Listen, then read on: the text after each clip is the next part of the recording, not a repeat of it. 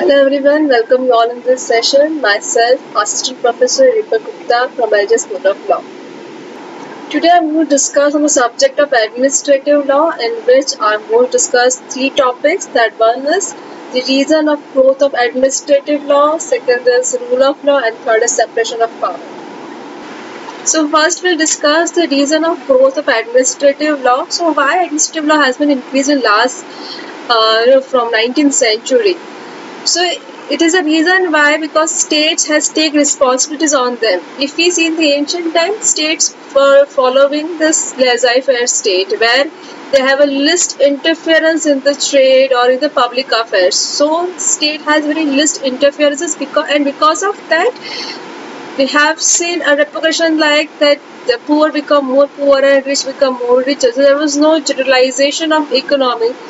So after that, after 19th century, state become welfare state, not only police state or not a dictatorship. They become a democratic countries and having a good legal system where state can interfere more in the public. They can make rules for the public. So they become a welfare state where the state has take responsibilities on them to protect the right of the people and to secure their right. So if we see the Article 38 of Indian Constitution, it says that state shall strive to secure social order. So here you can see this duty of a state to secure a social order. So to maintain a social order, they have to make laws for the people in every field where they are governing the people. So here we can see that state's role to make the laws to regulate the people has been increased. So it is one of the reason why administrative law has been originated by the judiciary. If we see Article 39, which says that state to direct its policy towards securing an order which citizens have equal rights and adequate means of livelihoods. So Article 39 clearly states that it is a state's duty to secure the rights of the people and to secure their livelihoods, to protect their livelihoods. So here the state has immense responsibility towards his citizens, that they have to give them right, not only give them right, but to protect their right and to secure their livelihood. So because of that, this has given a tremendous powers in the hands of the legislature, that they can make any kind of laws for protecting and respecting the rights of the people. So just to identify these rights, that these rights or these powers does not turn into arbitrariness of the power, the Supreme or the court has originated this administrative law. So to curtail the powers of administrative authority and the legislature, so that they cannot ultraviolate their powers or they can use the arbitrary nature of their powers. So courts has originated this concept administrative law, and through this they have identified the lines where they should cross it or not to cross it. So administrative law is all about definition or define the powers of the government and limit their powers. So here this concept has been given by the judiciary. They have originated from the case laws where they define what is the line of a government in dealing with their powers and procedures. So if we see the powers of Supreme Court of India and High Courts of India, Article 32 and 226 gives powers or rights in the hands of the people, that if any provisions or any procedures of the government infringes their fundamental rights, they can directly file a writ petition in Supreme Court or High Court through these articles.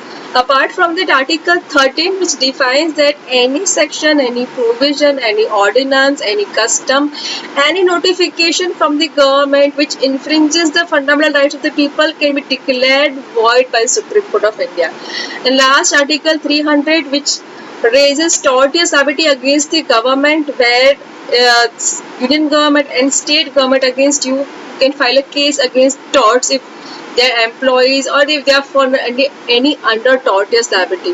So these are the main reasons why the administrative law has been originated by the judiciary, and the main is because of the powers are in the hands of the government to make the rules and regulation of the people.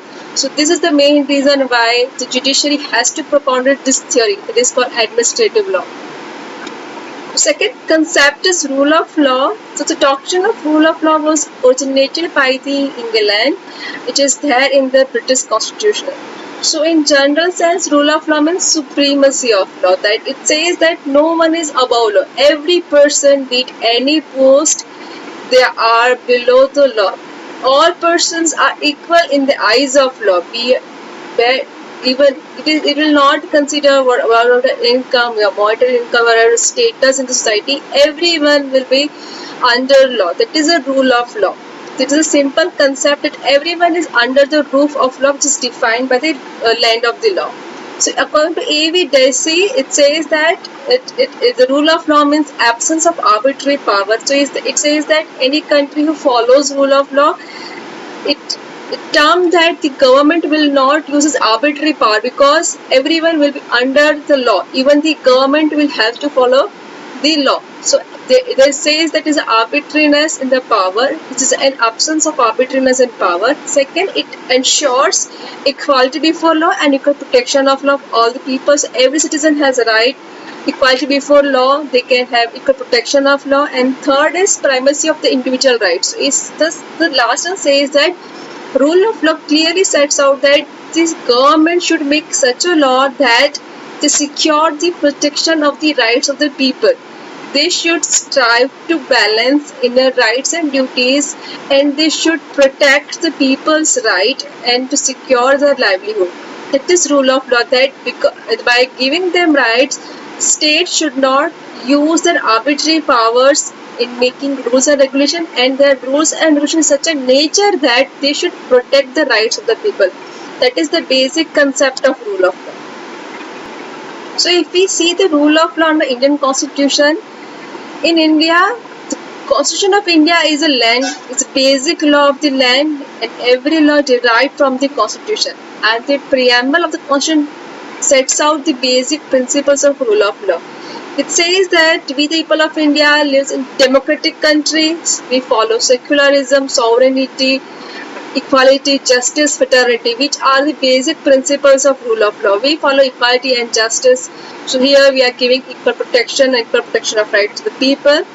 Apart from that, the rights and duties ensures the non-arbitrariness of the power of the government, and principle of natural justice are there in the provisions of the Constitution of India. So in India, we follow rule of law in our Constitution. Now third concept is separation of powers. Now what is separation of power? That means government has divided in the three facets, which they will work separately for the government in three different spheres. So basically, separation of power is a main feature of any democratic country. They will follow the separation of powers of system in their governance system, as a governing system. So the concept of separation of power has been originated in ancient time by the Aristotle. He defined this concept in his book Politics, and after that in 17th century in England, John Locke has discussed about the three branches of separation of power. So this concept has been described by the Wade and Phillips, that in separation of power, this three branches, that is executive, legislature and judiciary, these branches should work independently without interfering, and no single person should be there in the two wings. So there should be a different person altogether in three different wings. They should not interfere in between in their workings, and there should not be any tyranny or arbitrariness or in their own wings. So they should not work, they should not operate the work of other wings. So as a judiciary, they should not make laws. As a legislature, they cannot propound a judgment. They cannot give judgments. So this is how this should be worked. That they should work in their own spheres, and they should be separate, and they should not be interfered. So that we can have a proper check and balance in their system First example, legislature who makes the law. If they make the laws, executive will execute the laws. If there is a problem in execution, the executive will tell the legislature that we have problem in executing, we have to make a change in the law. Now the law has been executed, but there is a problem in interpreting the law. So now judiciary will interpret the laws, and if there is ambiguity in interpretation, now they will again tell the legislature that there is a problem. So here there is a separation of power, that these three wings will differently work in their own wings and will have a proper check and balance in their own systems, but they will not alter as their power they will not interfere in other wings. So there should be a proper separation of powers in their working. And because of this separation of power, it prevents governments to misuse their power. So here, if legislature makes any law which infringes the powers, which infringes the rights of the people, so judiciary will be here to interpret the laws. So here there is a prevention of powers, that they cannot misuse their powers.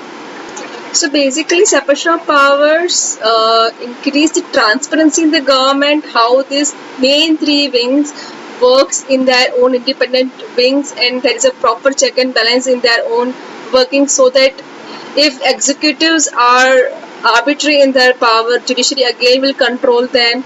Legislature's law will interpret by this judiciary. Here they will again judiciary control the legislative power. So here there is a proper check and balance and transparency in their own workings. Apart from that, it will increase the efficiency of any government, so that they can have a proper legal system, proper governing system in any country. So this is all about why we have separation of power in any democratic country, to control or to make such a government. It has a proper governance. For that, we should have a rule of law and separation of power. So today we have discussed three concepts. First is the reason of growth of the administrative law. It is because of the state has taken so much responsibilities on them. Second is rule of law. That means supremacy of law. All are above. No one is above the law. And the last is separation of power. We have three different wings who are working independently in their own wings. There is judiciary, legislature, and executives, to increase the efficiency in any government, and it is a basic feature of any democratic government. So rule of law and separation of power are very important element in administrative law. Thank you.